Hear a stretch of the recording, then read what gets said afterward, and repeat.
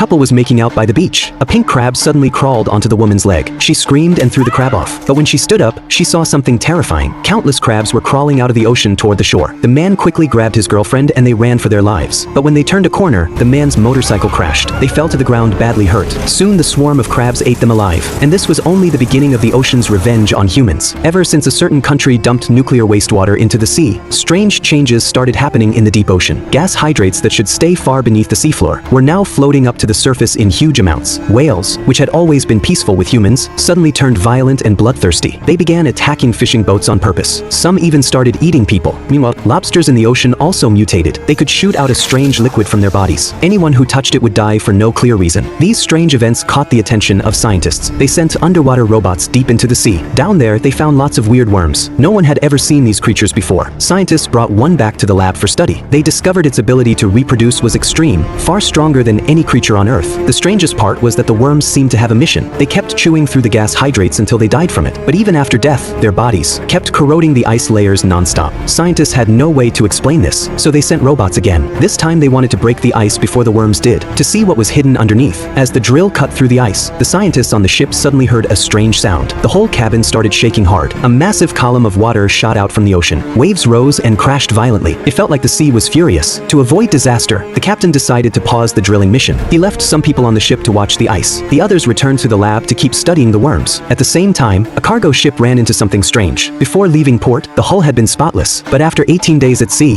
its bottom was covered with countless barnacles. When scientists studied them, they found a fungus inside that no one had ever seen. Then they dissected one of the whales that had attacked humans. Inside its brain, they found the exact same fungus. Clearly, the mutations in sea creatures were all linked to this fungus. So the scientists decided to dive deep into the ocean to carefully track the whales' movements. While the whales were asleep, Jack secretly attached a tracker to one of them. But right then, the massive pod of whales suddenly woke up.